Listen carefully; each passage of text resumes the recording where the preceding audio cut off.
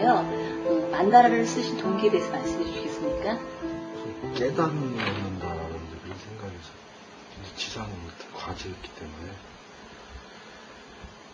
게다가 그게 그렇게 쉽게 되는 게 아니라는 게 알고 나서 지금까지 내 삶을 정리하고 다시 출발하자 그런 뜻에서 찾게 된 게 문학이었죠. 그래서 이제 그것도 긴 이야기, 소설 그래서 그걸 쓰게 됐던 것인데 그걸로 해서 저는 또 피와 사건이 일어나가지고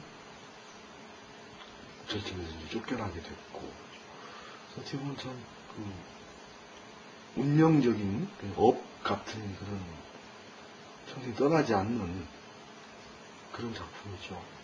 선생님 만다라는 1979년에 출간이 되어서요. 많은 사람들에게 사랑을 받고 베스트셀러가 되었거든요. 그런데 2001년에 다시 개작을 해서 출간을 하신 걸로 알고 있습니다. 그 개작을 하게 되신 이유와 그다음에 개작 과정에서 가장 달라진 점이 있다면 뭐가 있는지 한번 말씀해 주시겠습니까? 첫 작품이고 또 개인적으로 전집에서 오해를 받아서 이렇게 쫓겨나게 된 그런 작품이기 때문에 사실 다시 쳐다보는 것도 아주 징그러울 정도로 그랬었죠. 근데 많은 시간이 지나고 나서 생각했을 때 그렇지 않다는 걸 생각하게 됐고 크게 달라진 거라면은 처음 썼던 그 전작에서는 마지막 장면이 그 피안행 열차표를 찍고 사람들 속으로 힘껏 달려가는 그러니까 그 하산을 상징하는 그런 것으로 읽혀졌던 것인데 다시 썼던 것에는 산으로 들어가는 다시 더 공부를 해야 된다는 그런 뜻이 있겠죠. 불교교와 좀 불편한 관계가 있었던 걸로 알고 있는데요. 불자로서 작가로서 어떠한 생각을 하고 계신지 한번 말씀해 주시겠습니까? 저를 복권시켜달라, 복원해달라는 그런 생각을 여전히 가지고 있죠.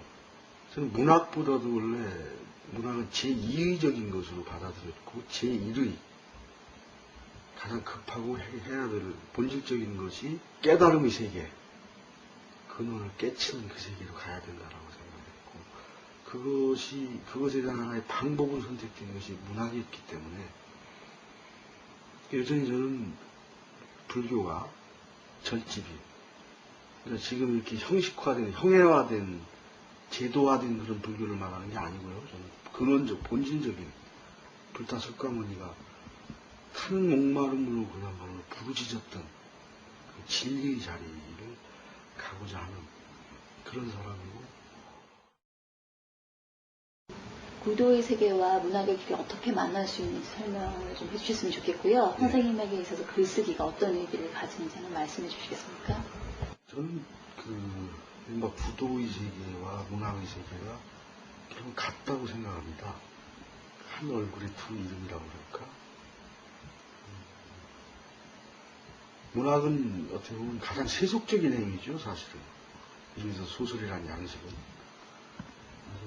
그 중생들이 84,000 번뇌 속에서 울고 웃고 사랑하고 미워하고 하는 이야기를 담아내는 것이 소설이라고 한다면 가장 세속적인 양식인데 근데 가장 세속적인 양식으로서 가장 세간적인 양식으로 가장 출세간적인 세계를 지향한다는 것.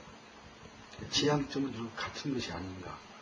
그런 면에서 깨달음을 찾아서 가는 불교의 세계나 문학의 세계가 좀 같다고 생각하고 적어도 그런 자세로 문학을 해왔다고 생각하고 앞으로도 해야 된다는 그런 생각을 가지고 있죠. 서울에서 떨어져 갖고 지금 계신데요. 여기서 계시는 게 글쓰기에 어떤 영향을 미치는지 좀 말씀해 주시겠습니까? 저는 거기서 이루지 못하고 과정이 어쨌든 그 좌절하고서 밀려났던 그 세계, 그 산에 대한 어떤 그런 그리움을 늘 가지고 있었죠. 그래서 제가 술 먹으면 늘 밖에 나와서 집에서 있어요. 어디로 가냐고 붙잡으면 난 갈 데가 있다라고 계속해서 걸어가고 이제 했던 일도 있습니다만, 그러니까 수행의 세계와 문학의 세계가 같다는 얘기도 되겠고, 그게 목적은 아닙니다. 산에 있는 것 자체가. 그러니까 무엇인가를 얻고 이루기 위해서는 그 세속적이고 일상적인 그 잡다한 데서 좀 벗어나야 된다. 물론 인간적으로 지극히 외롭고 슬프고 또 불편하고 그게 왜 없겠습니까만은 이제 저는 그렇게 생각합니다. 그 불교도 물론 구도이들도 그렇습니다만은 문학 또한 가장 세속적이면서 가장 세속적인 데서 벗어나지 않고는 이루기 어렵다는 그런 모순적인 그런 것이 아닌가 그런 생각을 하죠. 앞으로 계획에 대해서 말씀해 주십시오. 미륵 3부작으로 궁예, 묘청, 신돈 그 세 스님의 그 삶을 그 세 분이 하나같이 지금도 세속에서 알려지기로는 요승이고 아주 못된 중으로 알려졌죠. 그렇게 될 수밖에 없는 역사적인 이유가 있고 정반대로 그렇지 않았다는 것. 그들이야말로 이 더러운 땅이라고 하는 예토를 뒤집어서 깨끗한 땅, 정토를 만들고자 온몸으로 싸우다가 당시의 그 세속의 질서에 의해서 지금도 마찬가지라는 그 체제에 의해서 깨질 수밖에 없었던. 그래서 역사는 늘 이긴 자 중심의 기록이란 말이죠. 이긴 자들의 자기들의 민족사적 또는 도덕적 정통성을 내세우기 위해서 진자를 못된 사람으로 물 수밖에 없는. 그래서 그 세 분이 공통된 것이 미륵불교라고 하고, 그래서 긴 얘기를 할 수 없습니다만은, 미륵불교 사상, 미륵사상이라고 받고, 그래서 그분들을 복권시켜드려야 되겠다. 제가 문학을 통해서. 그런 나름의 생각에서 늘 그게 이 명치끝에 걸려있는 또한 부채처럼 있었죠. 그래서 이제 그걸 하겠다라는 생각에서 그 미륵 3부작을 쓰려고 지금 준비를 하고 있습니다.